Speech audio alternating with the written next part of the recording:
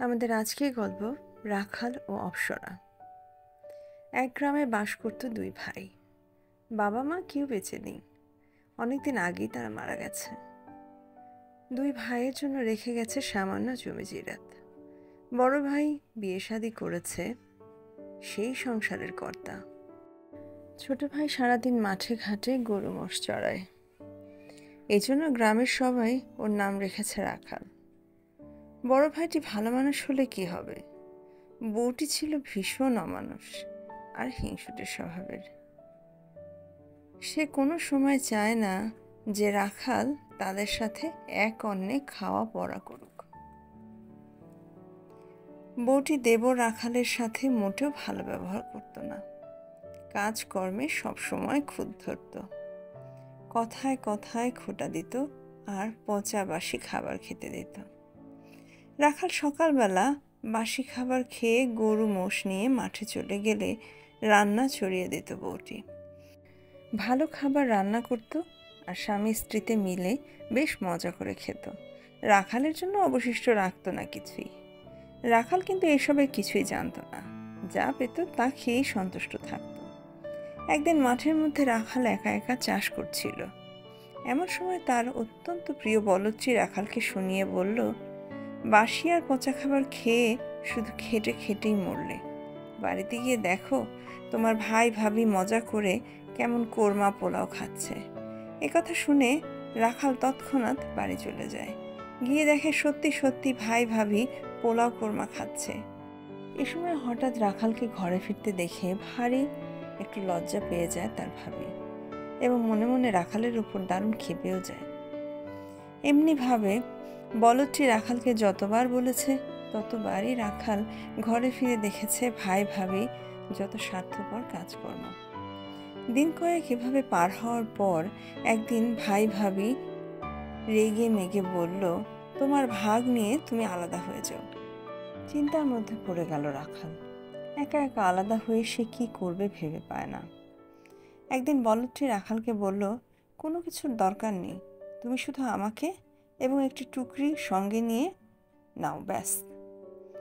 তারপর রাখাল তাই করে, একটি বাঁশের টুকরি আর বলদটিকে সঙ্গে নিয়ে ভাইয়ের সংসার থেকে বেরিয়ে পড়ে। নদীর তীর ধরে হাঁটতে হাঁটতে তারা এক জায়গায় এসে থামে। নদীর ঘাটে তখন 7টি পরমা সুন্দরী মেয়ে রোদে কাপড় শুকাতে দিয়ে গোসল করছে। বলদটি রাখালকে একখানা শাড়ি দেখিয়ে দিয়ে বলল, যাও ওই শাড়িখানা তুলে নিয়ে এসো। রাখাল বলদের কথা মতো শাড়িখানা ঘাসের ওপর থেকে কুড়িয়ে আনে। রোদে কাপড় শুকাতে দিয়ে যে 7টি মেয়ে নদীর ঘাটে গোসল করছিল তারা ছিল আকাশের মহারানীর মেয়ে। তারা মাটির পৃথিবীতে নেমে এসেছিল এখানকার রূপ রস গন্ধ পরখ করার জন্য। রাখাল যে শাড়িখানা কুড়িয়ে এনেছে সেটি এদের সবচেয়ে ছোট বোন এবং সবার চেয়ে সুন্দরী কলাবতীর। মেয়েটি খুব সুন্দর মসলিন শাড়ি বোনার কলা কৌশল জানে বলে তার নাম হয়েছে কলাবতী। আকাশরানীর মেয়ে হলেও কলাবতীর কিন্তু একান্ত ইচ্ছা মাটির পৃথিবীতে কিষাণীর সঙ্গে ক্ষেত খামার করে জীবন উপভোগ করা। সে রাখালের কাছে গিয়ে তার শাড়িখানা ফেরত চায় আর মনে মনে ভাবে, লোকটা তো দেখতে মন্দ নয়, এর সঙ্গে থেকে গেলে কেমন হয়। এদিকে রাখালের তো চোখের পলক পড়ে না, জীবনে এমন সুন্দরী মেয়ে সে কখনো দেখেনি। আকাশপুরীর চলে যাবার সময় ঘনিয়ে আসে, কিন্তু কলাবতী তাদের সঙ্গে যেতে রাজি হয় না, পৃথিবীতেই থাকার ইচ্ছে প্রকাশ করে। তারপর ছোট বোনকে রেখে ওরা 6 বোন পাখা মেলে আকাশে উড়াল দেয়। কলাবতী থেকে যায় রাখালের কাছে। কলাবতীকে সঙ্গী হিসেবে পেয়ে রাখাল তো মহা খুশি। কয়েকদিন পরই সে কলাবতীকে বিয়ে করে ঘর বাঁধে। ক্ষেতের পাশে তারা একটি কুঁড়ে ঘর বাঁধে, সঙ্গে তাদের সেই সময়ের সাথী বলদটি। রাখাল ক্ষেতে শস্য ফলায় আর কলাবতী ঘরে বসে বসে সুন্দর মসলিন শাড়ি তৈরি করে। রাখাল সেসব বিক্রি করে আসে অনেক দূরের হাটে। এভাবে পরম সুখে দিন কাটতে থাকে তাদের। বছর 2-এর মধ্যে কলাবতীর কোল আলো করে জন্ম নেয় 2 সন্তান, একটি ছেলে অপরটি মেয়ে। রাখাল এবং কলাবতীর মনে আনন্দ ধরে না। আরেক দিনের কথা, রাখাল সবে মাঠ থেকে ফিরেছে। বাড়িতে ঢুকেই দেখে দুটি বিশাল আকার দৈত্য কলাবতীকে জোর করে নিয়ে আকাশের দিকে উঠে যাচ্ছে। রাখাল সাহস সঞ্চয় করে বাধা দিতে এগোয়, কিন্তু কলাবতীকে নিয়ে দৈত্যরা তখন অনেক দূর উপরে নাগালের বাইরে। কলাবতী অনেক চেষ্টা করছিল ছাড়া পাওয়ার জন্য, কিছুতেই পারছিল না দৈত্য দুটোর হাত থেকে নিজেকে মুক্ত করতে।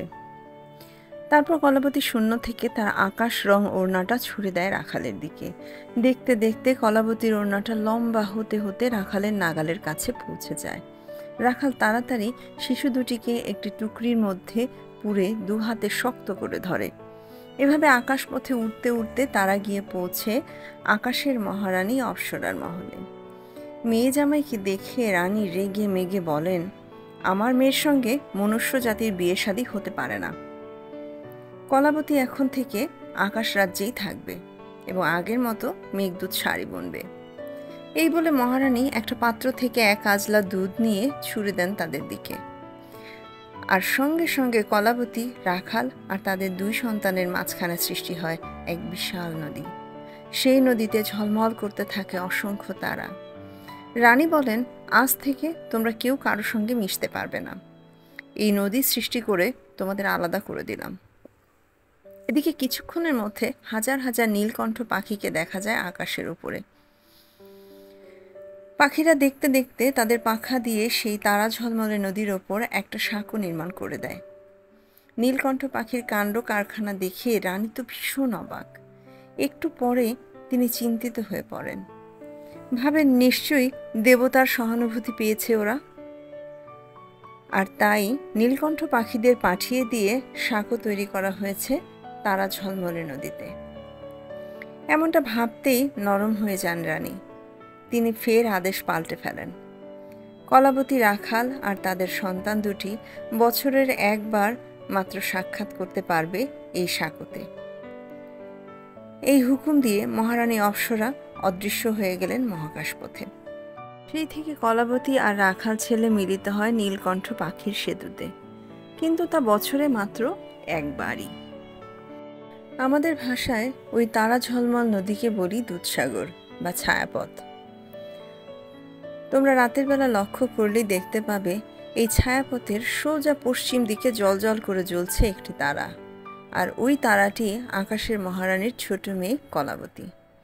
ওই তারাটির মুখোমুখি যে অন্য একটি তারা চোখে পড়ে তা হলো কলাবতীর স্বামী রাখাল, আর তার ডানে বামে ছোট যে তারা দুটি মিটমিট করে জ্বলে, ওই দুটি হলো তাদের সন্তান।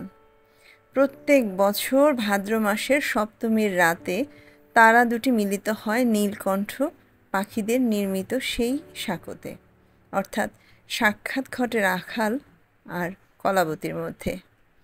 তোমরা রাতের বেলায় কোনো নির্জন স্থানে বসে চুপচাপ আকাশের দিকে তাকালে শুনতে পাবে ওরা ফিসফিস করে কথা বলছে একে অপরের সঙ্গে। আজ এই পর্যন্তই, দেখা হবে আগামী পর্বে নতুন আরও একটি গল্পের সাথে। ততক্ষণ সাথে থাকুন। ধন্যবাদ।